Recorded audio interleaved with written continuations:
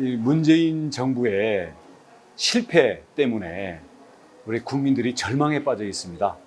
그래서 정권 교체가 절대적으로 필요한데 지금 민주당의 이재명이라든지 이런 주자들이 하는 걸 봐서는 문재인 정부보다 더 나쁜 정권이 들어설 위험성도 커지고 있다.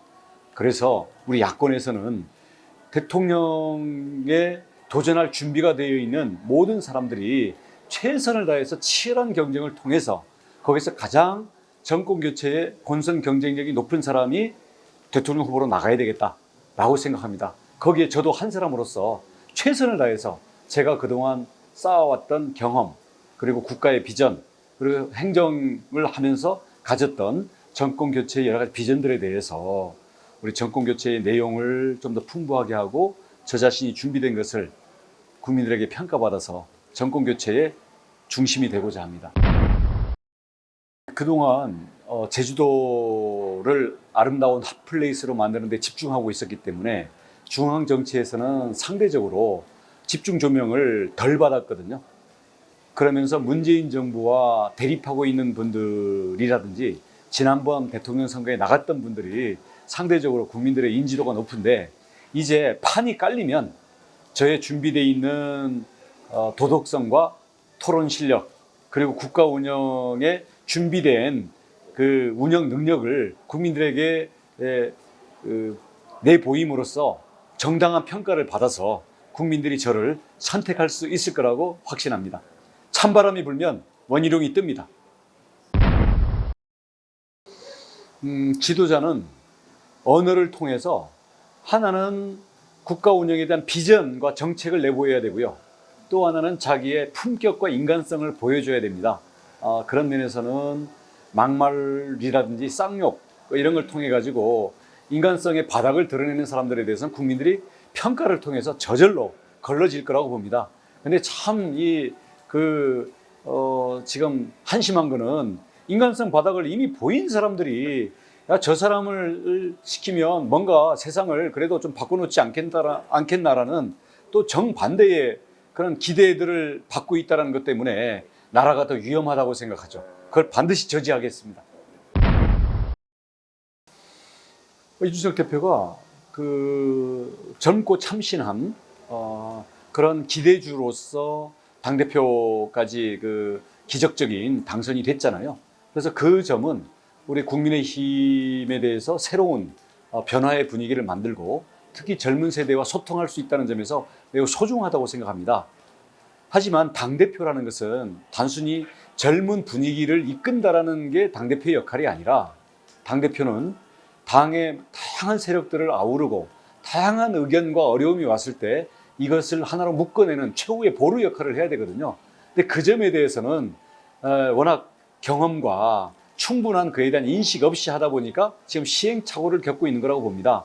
그래서 앞장서야 될 대투쟁은 소홀히 하고 철저히 거리를 두고 중립을 지켜야 될 경선에 대해서 너무나 많은 관심과 개입을 하는 이게 너무나 위험하다. 그래서 제가 거기에 대해서 많은 건의와 함께 경고를 울렸는데도 그에 대해서 그냥 귀로 흘려듣고 계속 일방통행을 하려고 했기 때문에 제가 당대표 자체가 너무나 불공정 경선의 위험이 있다라는 것을 공적인 목적을 위해서 경고하고 제 몸을 던져서 제동을 건 거죠.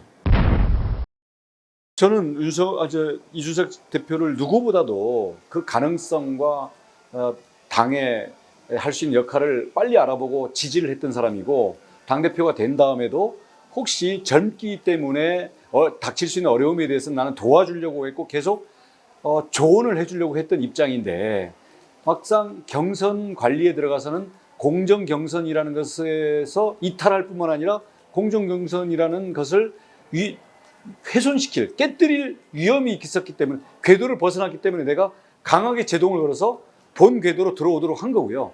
앞으로 공정 경선이라는 본 궤도를 지키는 한은 저는 역시 협조하고 지원을 할 겁니다. 저는 국가가 어려운 국민들을 위해서는 국가 찬스를 과감하게 주어야 한다. 내 집 마련할 때는 절반을 국가가 투자를 해주고 일자리에 있어서는 청년들이 18살부터 10년 동안 2천만 원에 자기 교육 카드를 쓸 수 있는 그 지원을 해줘서 부모 찬스 없이도 자기의 취업까지의 교육과 내 집 마련에서의 절반의 지원을 받을 수 있는 국가 찬스가 저의 대표 공약이 될 것이고, 또 한편으로는 우리나라가 앞으로 미래 30년 먹거리를 만들기 위한 혁신을, 이게 기후변화에 대한 탄소 중립과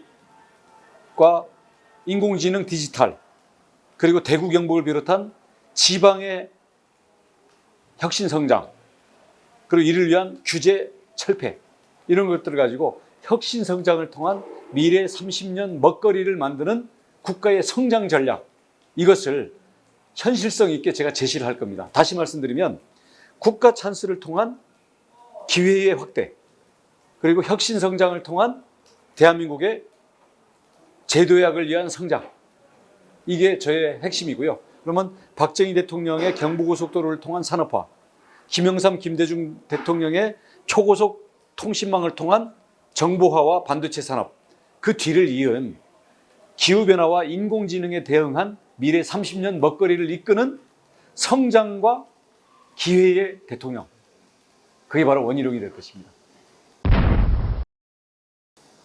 성장과 기회라고 보는 거죠.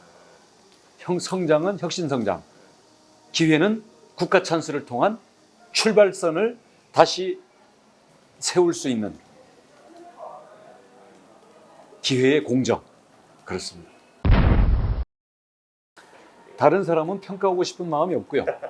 이재명 가장 유력하기 때문에 인간성 바닥, 공약의 현실성 엉터리, 거의 다단계 사기에 가까운 엉터리, 그럼에도 불구하고 국민을 현혹시키는 약장수, 약팔이 기법이 너무 뛰어나서 상당수 국민들이 현혹될 수 있고 유력하다. 그래서 이재명 대통령이 당선되는 것을 막는 것이 너무나 중요하다. 그리고 이재명은 합니다 라는 게 구호인데, 거기에 이 갈매기 자가 빠졌죠. 이재명은 내 맘대로 합니다. 매우 위험한 사람입니다. 두 분 다 즉각 사면해라. 이유는 이 한여름 땡볕 그 무더운 구치소에 지금 만 4년 가까이 전직 대통령 두 분이 구금이 돼 계시는데, 법적으로 잘못한 건 인정합니다. 인정한다 하더라도 정치적으로 이것은 세계적으로 우리 국가 위신에 관련된 문제고, 국민 통합을 위해서 앞으로 이런 정치 보복의 악순환을 벗어나기 위해서도, 자, 그 정도 됐으면 이제 많이 묻다 아니가 고마해라. 많이 묻다 아이가 고마해라.